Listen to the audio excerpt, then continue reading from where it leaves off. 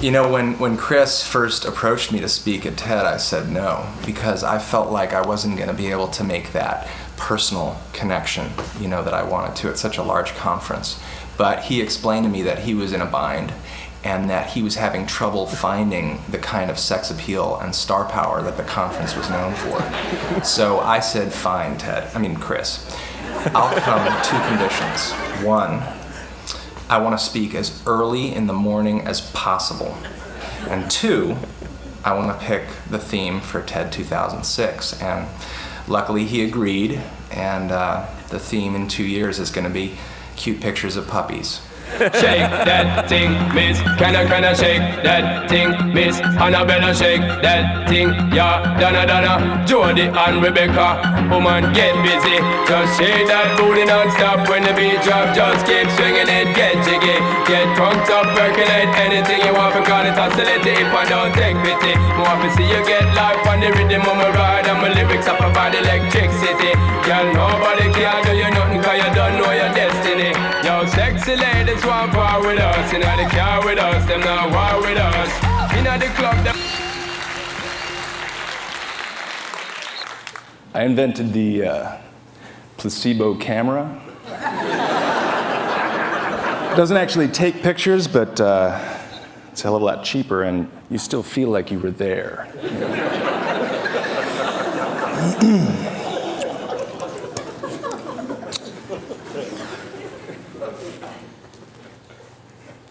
Dear sir, good day, compliments of the day, and my best wishes to you and family.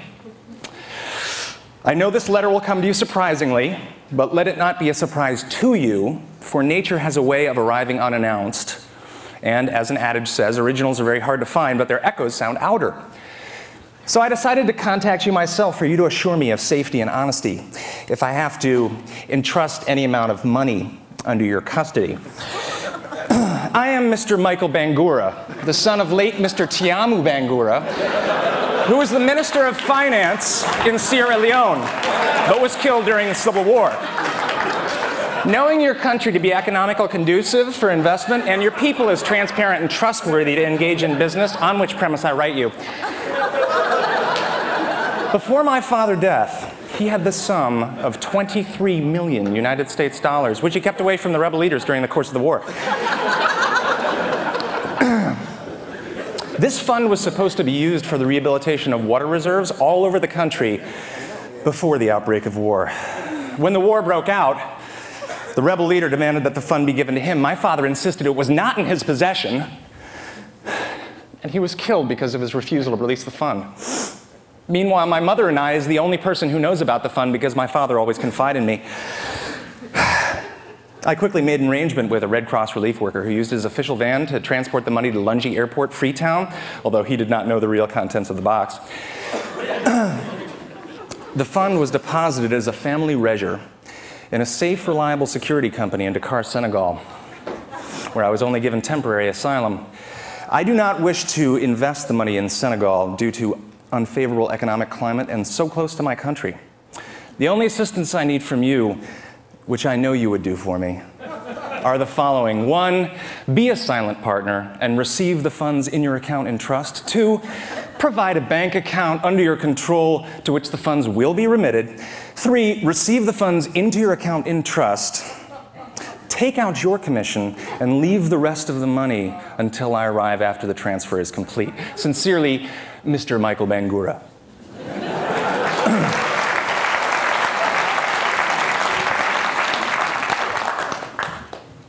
This is really embarrassing.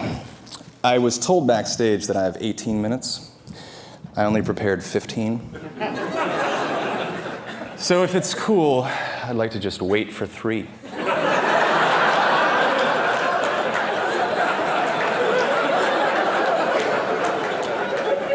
I'm really sorry.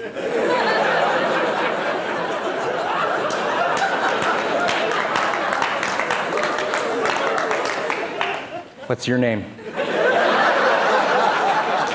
Mark Surfas. It's pretty cool, huh? So, pursuing happiness. Are you a virgin? I mean, no, I mean like in the TED sense. Are you? Yes. Oh, yeah. So what are you, like 1,000, 2,000, somewhere in there? Huh? Oh, you don't know what I'm talking about.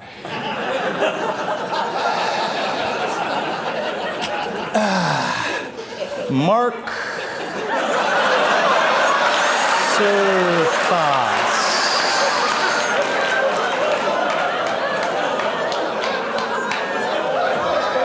1,860. Am I good? And that's nothing to be ashamed of. That's nothing to be ashamed of. You know, I was hanging out with some Google guys last night. Really cool. We were getting wasted. And they were telling me that Google software has gotten so advanced that based on your interaction with Google over your lifetime, they can actually predict what you were going to say next. And I was like, get the fuck out of here. That's crazy. But they said no, but don't show anyone. But they slipped up. And they said that I could just type in what was I going to say next and my name, and it would tell me. And I have to tell you right now, this is an unadulterated piece of software. This is a real internet browser, and this is actual Google site. And we're going to test it out live today.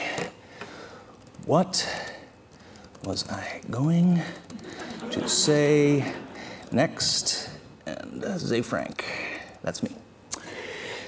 Am I feeling lucky? Am I feeling lucky?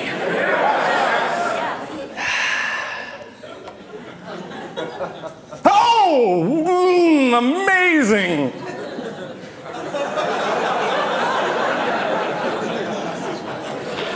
In March of 2001, I filmed myself dancing to Madonna's Justify My Love. On a Thursday, I sent out a link to a website that featured those clips to 17 of my closest friends as part of my, an invitation to my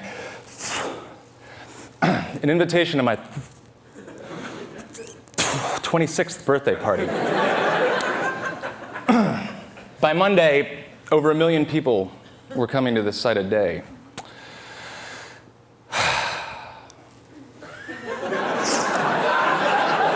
Within a week, I received a call from Earthlink that said due to a 10 cents per megabyte overage charge, I owed them $30,000.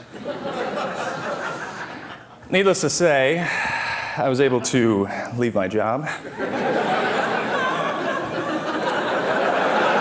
and finally, become freelance. But some people refer to me more of as like an internet guru or Swami. I knew I had something. I'd basically distilled a very difficult to explain and complex philosophy, which I won't get into here because it's a little too deep for all of you. But about what makes websites popular. And, it's unfortunate that I don't have more time. Maybe I can come back next year or something like that.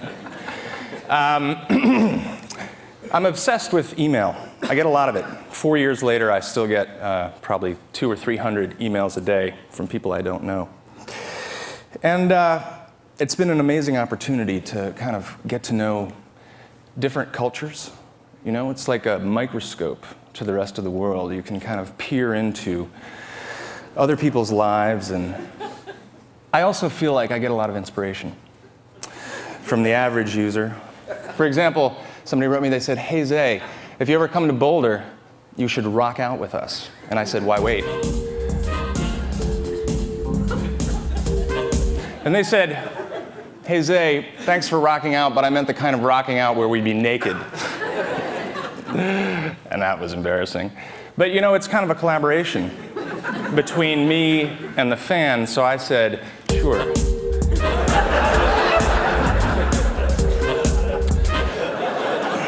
I hear a lot of you whispering.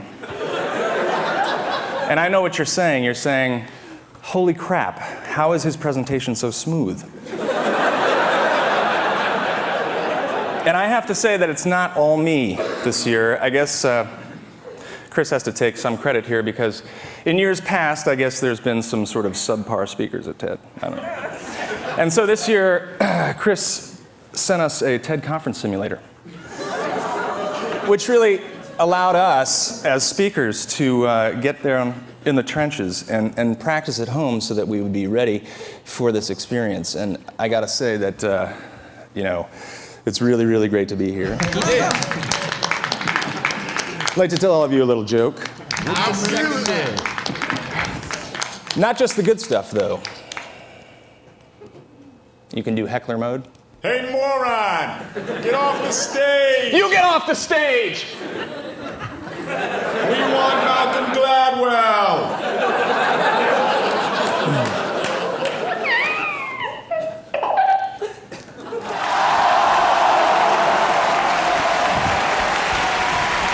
In case you run over time.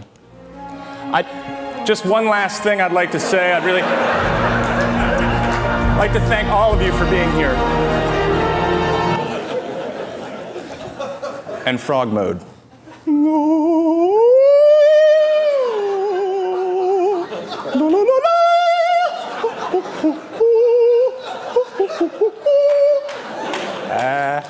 The first time that I made love to a rock shrimp.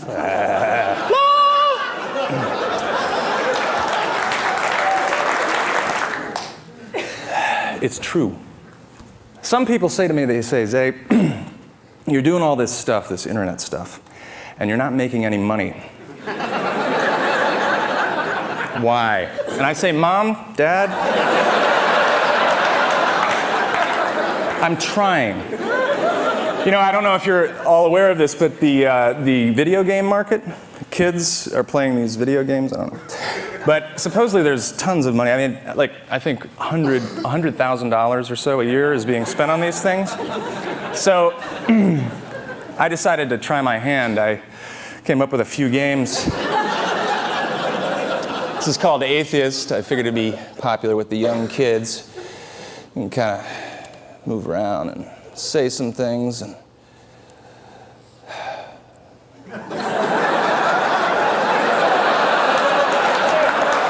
so that didn't go over so well. I don't really understand why you're laughing. I should have done this before I tried to pitch it. Buddhist, of course, looks very, very similar to atheist. But you come back as a duck.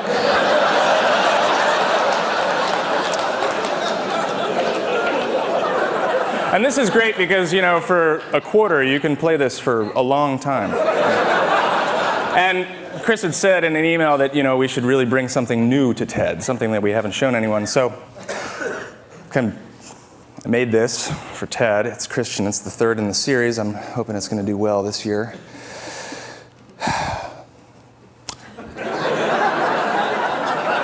You have a preference? Good choice. So you can wait for the second coming, which is a random number between 1 and 500 million. So, really, what are we talking about here? Oh, tech joy. Tech joy to me means something because I get a lot of joy out of tech.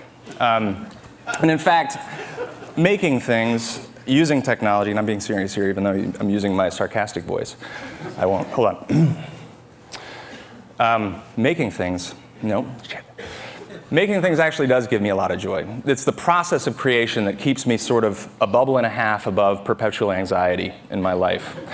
And it's that feeling of being about 80% complete on a project where you know you still have something to do, but it's not finished and you're not starting something. That really fills my entire life. And so what I've done is I started getting interested in creating online social spaces to share that feeling with people who don't consider themselves artists. We're in a culture of guruship. It's so hard to use some software because, you know, it's unapproachable. People feel like they have to read the manual. So I try to create these very minimal activities that allow people to express themselves and hopefully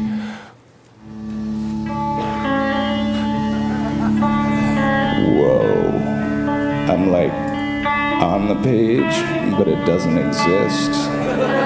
It's like, seriously though, try to create meaningful environments for people to express themselves.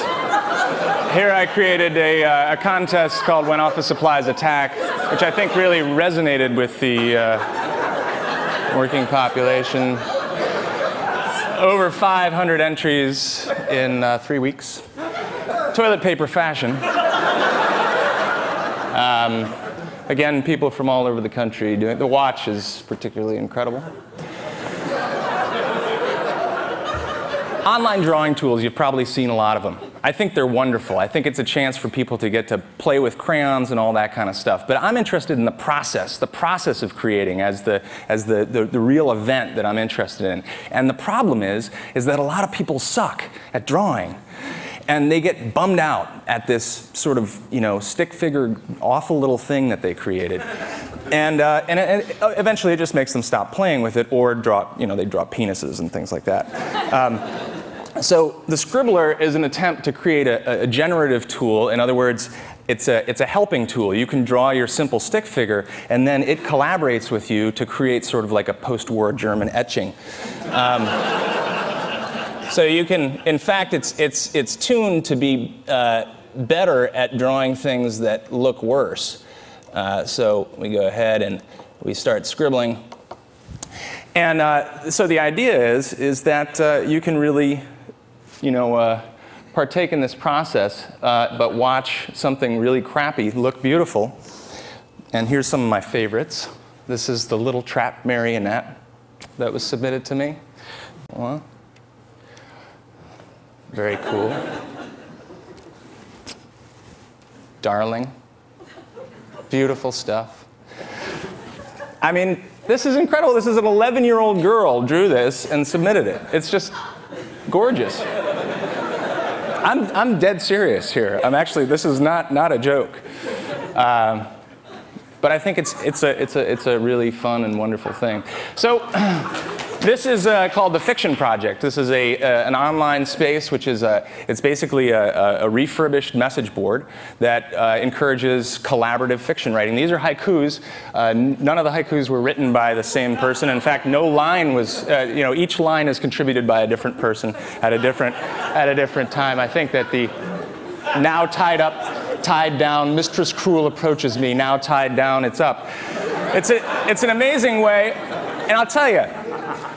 If you come home and your spouse, or whoever it is, says, let's talk,